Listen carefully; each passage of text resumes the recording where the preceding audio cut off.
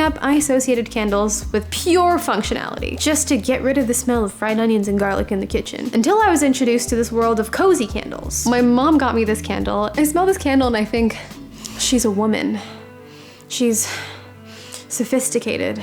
She's got her life together. So I wanted to expand my candle collection because I thought it'd be a good way to add some warmth to my apartment, but dude, some of these candles are so expensive. This candle is $40. I went to go look online. $40 is mid-range. Some of these candles here are like $100. What in the world is making these so expensive? So I set out with the intention of learning how to make a candle to see how much it actually costs to make a luxury candle. But in the process, I accidentally stumbled upon a fragrance monopoly. Are these people scientists or are they criminals? Thank you to Shopify for sponsoring this video and to our patrons for supporting the channel. So for the sole purpose of research, I went out to buy a luxury candle. I wanted to experience firsthand the difference between a cheap candle versus an expensive candle. This candle was $30. I borrowed it from my family. Thank you. When I smell this candle, it smells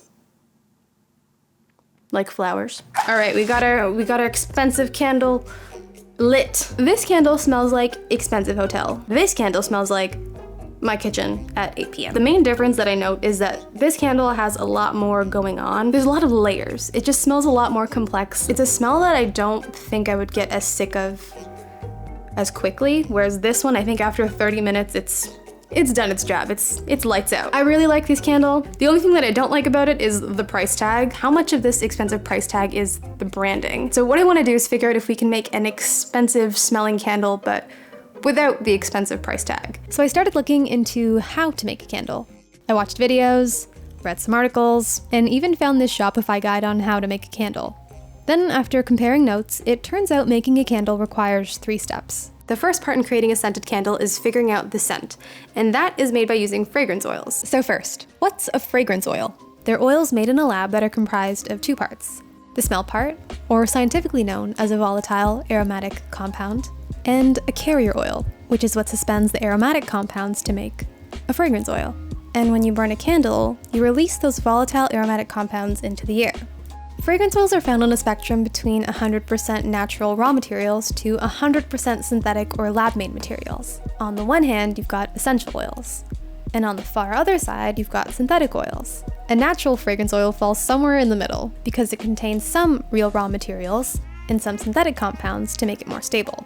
Essential oils are a lot less common in candle making because of their sensitivity to heat, making them a lot more difficult to work with. Not to mention they're way more expensive and are less shelf stable as a product. Half an ounce of rose essential oil costs $500 to produce, and chemists have found ways to synthetically recreate the smell of rose in a lab, which is really cool. Now, I could have really easily gone online to buy fragrance oils that are pre-mixed and put them in a candle, but I wanted to start from the beginning and actually make my own fragrance oil blend. So I found a place in Toronto called Oris Labs, and there I learned how scents are made. When you're developing a smell, at least in the professional world, you'd start with something formal like a scent brief or an idea, which is where I was starting from. What are you trying to create with your smell? In the beginning, I knew that I was looking for a smell that felt like home, a place that feels safe, inviting, and personal. Something that would help me unwind after a hard day's work.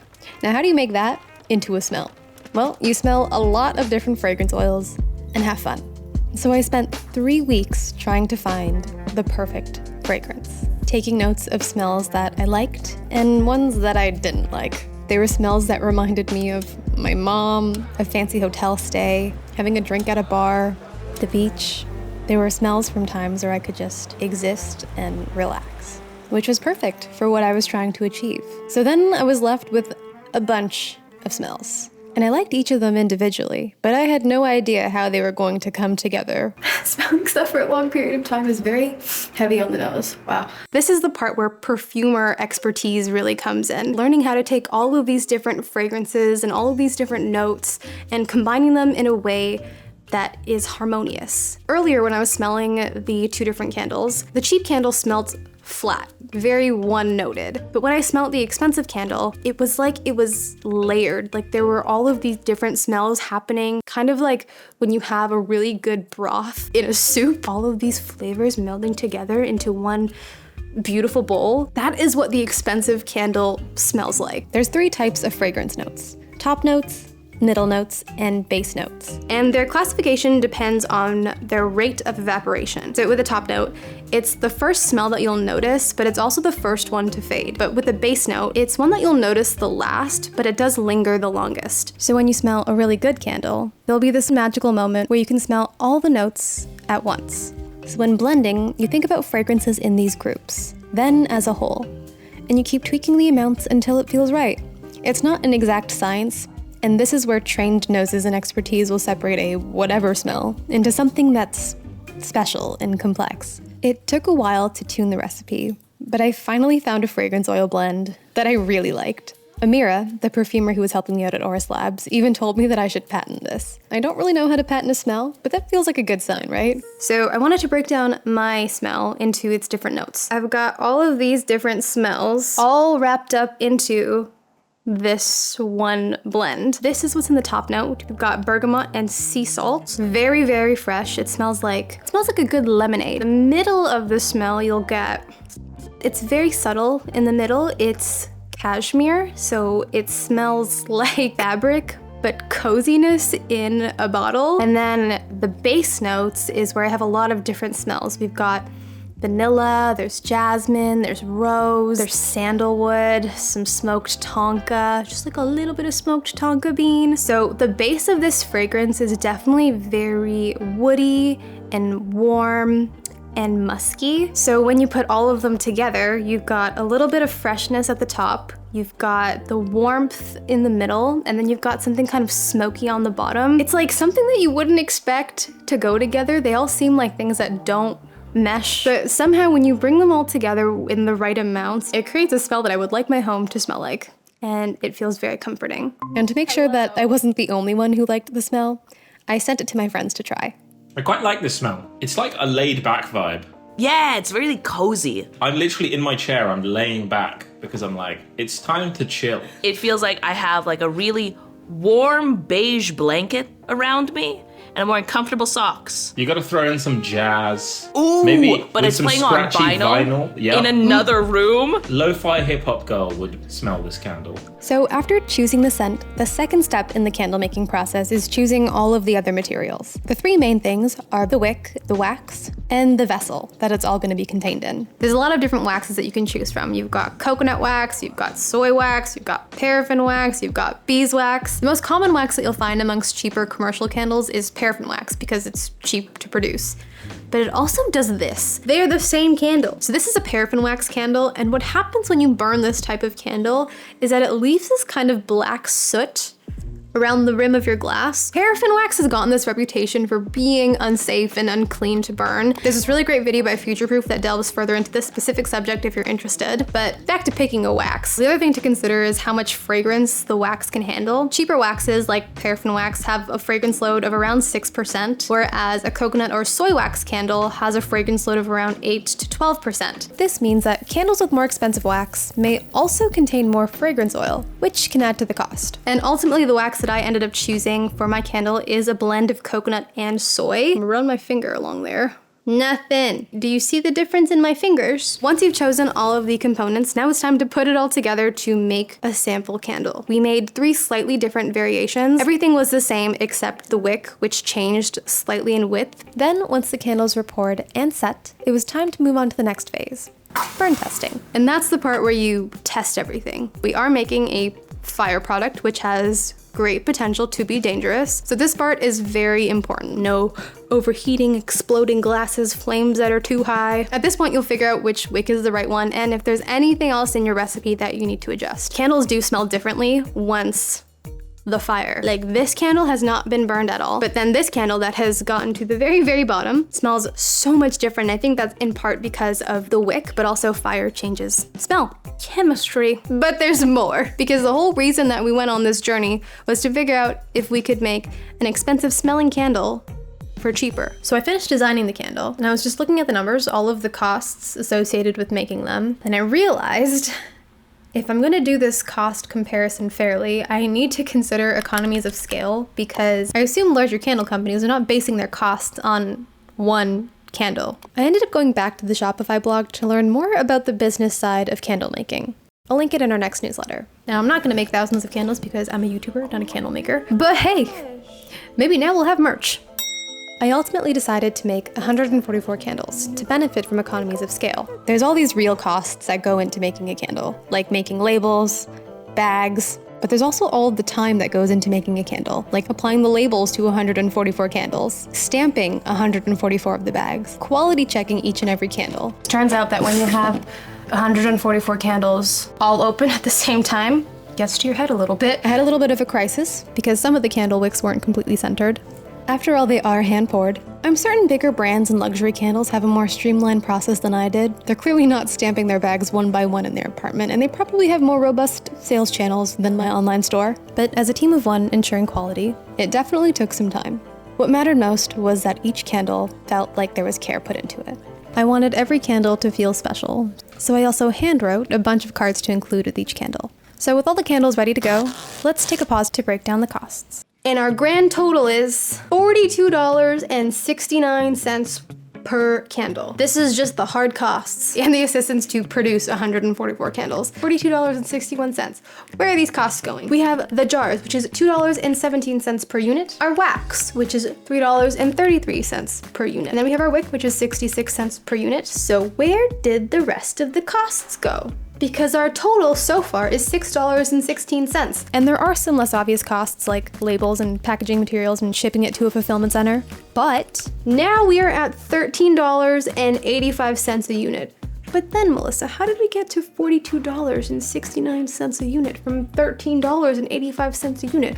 What is the missing piece? The fragrance oils for this beautiful smelling candle. Each candle has 15 grams of fragrance oil.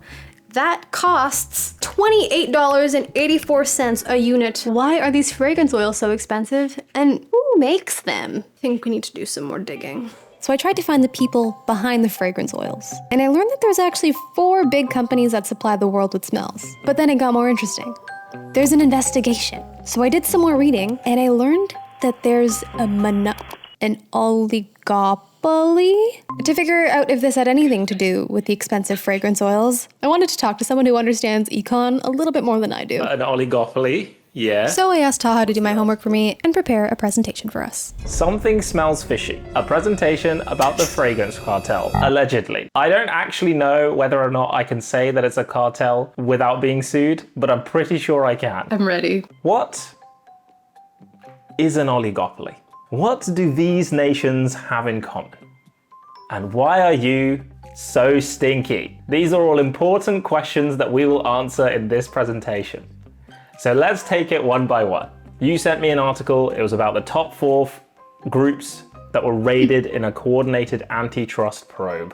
These are all big words. They mean many things. My favorite thing about this article that you sent me was this image. They were like, hey, we need an image of like what the fragrance industry do. This looks like it has nothing to do with perfume. There is a tomato, which is arguably non-fragrant. Now, are these people scientists? Or are they criminals? Basically, the regulators of multiple different countries decided to coordinate with each other to say, hey, I think that there is a fragrance cartel that we need to investigate. In order to understand this, we need to go back to the beginning. How far? Capitalism. Okay. Capitalism, the free market, supply and demand. These are all things that the worst person you know will try and explain to you when you least want to hear about it. The way our economic system is set up is what's known as a free market. Sadly, this doesn't mean that things are free, but it's supposed to encourage competition. And in a perfect world, this means that loads of businesses compete with each other to offer the best product at the cheapest price. And if one business tries to charge more than that, then no one's gonna buy from them because there's obviously another person to buy from, right? So that's like the theoretical ideal of this free market system. On the other end of the spectrum is a monopoly. In a monopoly, there's basically just one guy, Mr. Monopoly Man. And because of that, they don't really have to play by the rules. He can charge whatever he wants for for any quality of product. Customers have no choice, and all of these things are bad for customers. So what does this have to do with the cartel? You said a cartel, not a monopoly. The fragrance industry isn't just one company. There are 4 major companies that make up 60% of the market, which means that the majority of the market is made up by a handful of very big companies. And that's what's known as an oligopoly. You can basically think of an oligopoly as a monopoly with more people. Theoretically, these large companies can compete with each other to drive down prices. However, as long as none of the 4 companies decide to drop their prices or sort of step on each other's toes, they can basically all agree to behave like a monopoly. And that agreement to behave like a monopoly, that's a cartel. So this is what the investigation is all about. They're saying that there are suspicions that companies have coordinated on their pricing policy, prohibited their competitors from supplying certain customers, and limited the production of certain fragrances. Like, this is oligopolistic behavior. Okay, so there's still an investigation going on though. The whole point of this massive raid is that the regulators must have reason to believe the perfume people are colluding in some way. If they're doing these big raids, they're doing that because they don't want any of the evidence to be deleted or hidden or shredded or whatever. Sadly, we were supposed to know the verdict of the investigation, but they've actually extended the time of their investigation, so they must have something juicy. However, I have the Don't Sue Us page. This is my get out of jail free card. The general argument that the fragrance industry are kind of using, they're saying that perfumes and fragrances are a luxury good, and certain scents and fragrances are valuable because they are rare and expensive. Luxury consumers value that exclusivity. If we drop the price, then more people would be able to buy it, and it would actually reduce the value of this perfume fragrance. But my theory is that I think that the regulators do have proof that the major fragrance producers are not competing with each other, and they're just kind of staying out of each other's ways. Basically a monopoly without having to look like a monopoly. I started this video because I wanted to see if there was a way to make an expensive candle but without the expensive price tag. But unfortunately, it doesn't seem like that's possible. I tried my best to keep costs down by using economies of scale, but the prices of the fragrance oils were just out of my control and really high. Maybe it's because of a secret oligopoly or because it's a luxury good, but I am still really proud of the candle that I made. It smells really good, it looks really cute, but it still has an expensive price tag. So now I want to know if anyone but me still thinks it's worth it. So I set up a pop-up and invited people to learn about the candle making process and let them decide for themselves using their wallets. Luckily, that part was easy thanks to Shopify. If you didn't know, they're a commerce platform that helps millions of businesses make online and in-person sales. For the pop-up, I was able to get my hands on their POS Go system, which is an all-in-one terminal that lets you take payments and check out with customers. The best part is that you can move around with this thing. But if you don't care about being mobile, you can still configure it with an iPad and keep it stationary if you want. Oh my gosh, we have our first sale! Oh my god, it will be our first sale! But the coolest part was that I could do it all from this device without an iPad. Honestly, it worked better than I imagined, and you can see my excitement here after my very first sale for yourself. It approved!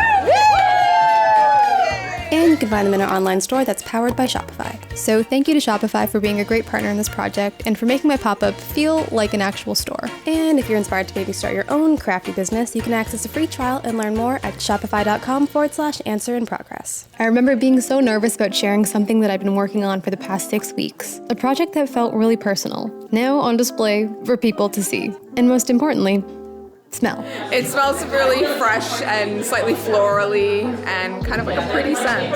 It smells a little bit like cookies and cream. I'm getting sandalwood and maybe bergamot. I want to buy this candle right now. So yummy. Making this candle was a journey that I didn't expect to enjoy so much, even though it took so many hours. I'm really proud of the final candle, and after picking the right smell, all of the materials, spending hours burn testing the candle, and organizing so many logistics, and managing spreadsheets and emails, packaging and labeling all the candles, and getting all of the final details together for the candle and the event was a lot of time. Now, I made 144 candles, and I can tell you that I did not sell 144 of them at this pop-up, nor was I expecting to. So if you would like to, you don't have to, you can go to shop.answerinprogress.com to buy one if you'd like.